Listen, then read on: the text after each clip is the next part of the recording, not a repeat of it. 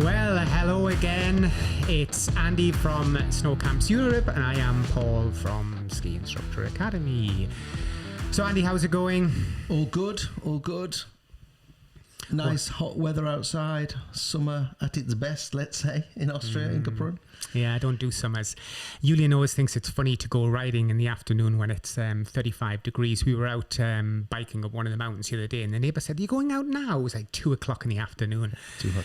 And of course, yeah, it's just too hot. You get up about, you start climbing and stuff, and yeah, we were dying.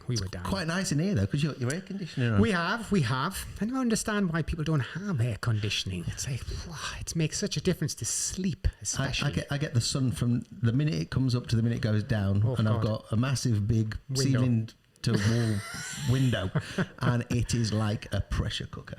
I have to keep the blinds closed even in the day when I'm in the apartment to try and keep it cool. So yeah, air conditioning would be nice. Yes. So how's the knee rehab going? You had another little fall, didn't you? So yeah, I had a bit of an accident back in May. It's going quite well, actually. I think I've done about 7-8 physio sessions, and I've progressed onto bodyweight exercises now. I'm doing some squats and I'm doing some good mornings, and it's going quite well. And what it's done is it has kind of kick-started my pre-season training, because I would normally be on the bike a lot through the summer and do some other bits and bobs. Although, because we've been getting the mountain hut ready, I hadn't been doing a great deal of cycling. But because of the physio and starting with the bodyweight exercise, which are going to move on to obviously resistance stuff, it's kicked off my pre-season training, which is quite good, because as you do, as I do, as a lot of other people do, we always like to get fit before the ski season, because what I find is my fitness level goes down as the season goes on, because I'm spending so much time on a mountain. I don't then train. I can't obviously ride my bike. So yeah, it's good. My knee is feeling a lot better than it was, and my training has started for the winter. Yeah. Which is interesting, because it brings us to a subject I suppose we can discuss, is why people will actually fail to get themselves ready for the ski season, to get their strength, conditioning, their fitness up. And this is really because, from my side, I see a lot of people, well-intentioned people, they'll go, oh yeah, I want to get myself ready for the ski season. I want to be ready for that holiday. I don't want the same aches and pains that I always get each year and whatever, and the big blowout of the calves. But they then go online, because, you can get on your Instagram and whatever and follow some guy, promoting some ski fitnessy thing or whatever they've got, strength conditioning coach. But from my experience, is the issue with that, and why people never ever, it's horrible to say fail or never make the grade where they want to get to, is because none of them programs are individualized around you, your life. Yep. Who are you? Have you just had a baby? Are you moving house? Do you have a job that's extremely intense and takes a lot of time? Did you wreck your knee again? Did you wreck your knee again? Have you got an injury? They don't allow for the fact of understanding the person. If you're just going to watch some guy tell you to go off and do some deadlifts, squats and whatever, okay, it's great. I promote compound lifting as much as I can. But when I'm dealing with somebody, I need to know their history. I need to know who they are. I need to know their character. I need to know how much time does this person really have to commit to getting ready for the ski season. And therefore, I have to work around that, because too many people are following people on these Instagram sites and YouTube and whatever, just because they're fit, and they're probably younger and they're probably into it. They're probably, at the peak of their life and enjoying it. And they're look at me, I'm lifting this, I'm doing that. Great. Well, but the person you're talking to has a family of 4. He's got stress at work. She's having a baby or whatever it might be. You have to understand that a lot of the time you're not reaching the level you want to get to. It wasn't your fault, really. It's because you were getting bad advice, or you were following bad advice. And this is really important to understand. I was talking to you when you arrived, Andy, and I was saying how Yulia and I were out biking the other day. And, yes, okay, I'm an extremely fit 50-plus-year-old person, but I hadn't been on a bike since September the year before. We're now into June, and I went back onto the bike, and even though I'm very, very fit, I wasn't bike fit. I didn't have that that memory wasn't there at first. But still, you know, I cycled up the mountain, no problem, got to the top, and actually it was a PR in fairness. But at the same time, it was much harder than it would normally be because I'm not aiming to be a biker at this time. Bike fit. Bike fit, yeah. And this is the trouble with anybody who is one-dimensional, who focuses only on bodybuilding, powerlifting, gymnastics, whatever it might be. If you're just focusing on one art, biking, running, then you're just going to get good at that thing. The human body will get you good at that. Adapt, won't it? Yeah. And this is the issue with getting ready for the ski season.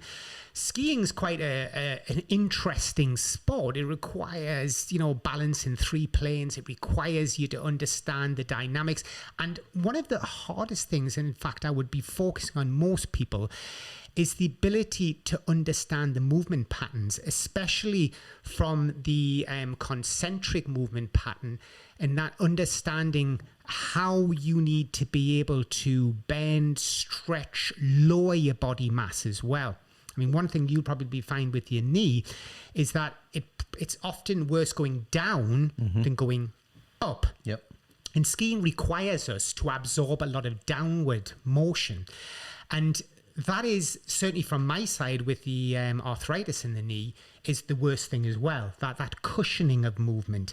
And that is why a lot of people are maybe doing the wrong style of training, for example, because they're probably doing a style of training which is strengthening their up movement rather than actually how slow can you make your squat, for example. Can you lower yourself, or do you find you tend to collapse? So this is all this eccentric and this is an eccentric movement pattern. Yeah, which a lot of people, when they train, as you're saying, they don't train. They miss it out. If I'm doing a bench press, I think that action is more important than the lowering. this action. But it's actually this action, isn't it? Which is why, like, when people do a pull-up, you know, you pull yourself up and then you're lowering yourself back down. This is eccentric. And in a squat action, and I did promise one of the people who comments, Alex, keeps asking me to do something about eccentric, concentric, and isometric movements.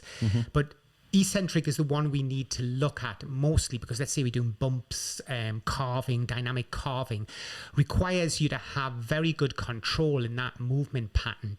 But most of us would tend to, you know, like, do plyometrics and things for squats or plyometrics for skiing and things. Great, plyometrics are super.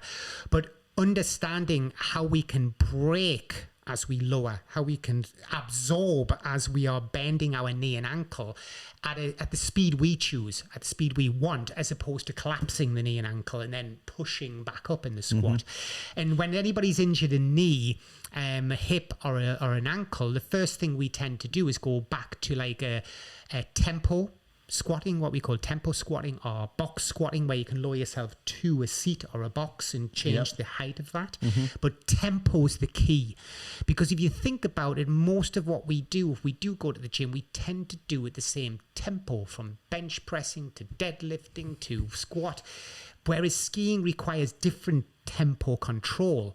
So yeah, from my side, I see a lot of problems with the programming on Instagram that I see on YouTube by people. I also see a lot of people getting into maybe too much, how can I say this, of the micro sense of the movement pattern. So in other words, yes, we can argue how important, for example, are the feet.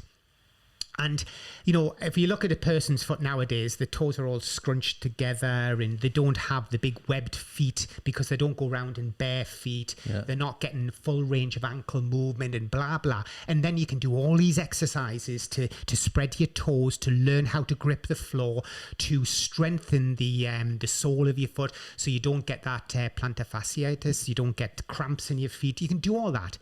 But the problem is when you're doing all that for 30 minutes, you've just lost 30 minutes of doing heavy squats or plyometrics, or this is the issue. How much time do you have? Yeah. You could spend all day doing lots of exercises. The guy who's made that video with all those micro movements, it's his job to do this, and he does it all day long.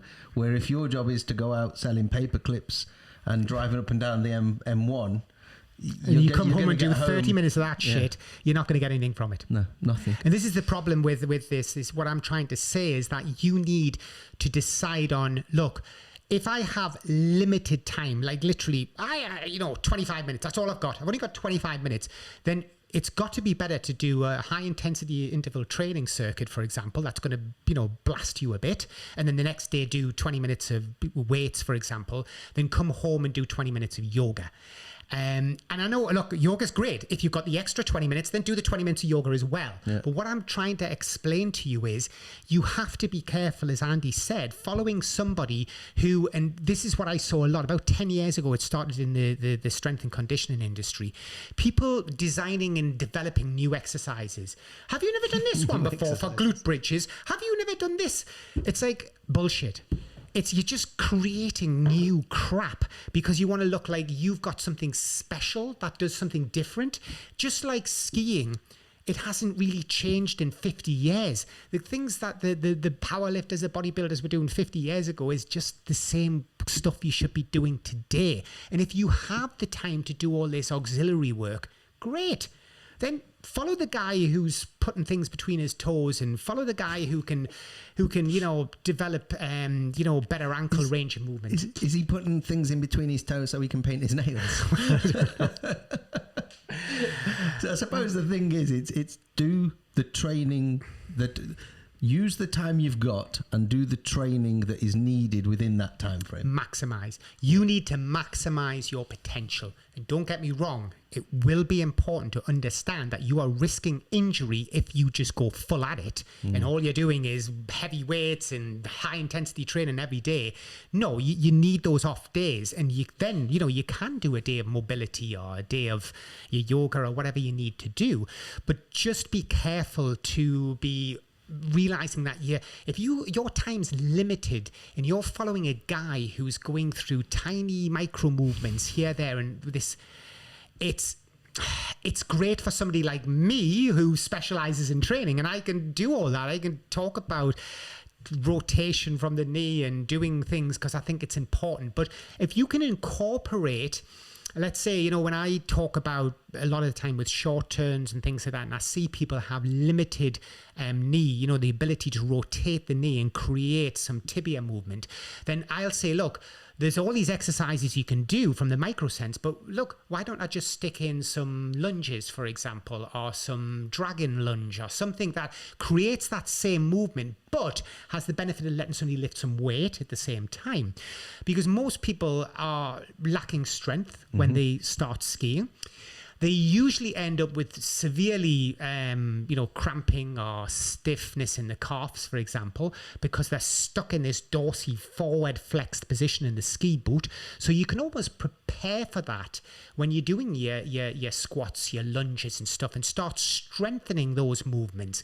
But all I'm saying is one of the reasons I think most people fail to get as fit as they want to get is because they follow people on these sites and they get distracted from the reality of what are we talking about here for the average family man or woman. What time have they got to spend on this? Use your time wisely. Use your time wisely and you will get the benefits when you hit those slopes. Don't be the one to fail. We'll see you on the next one. Bye for now. Bye for now.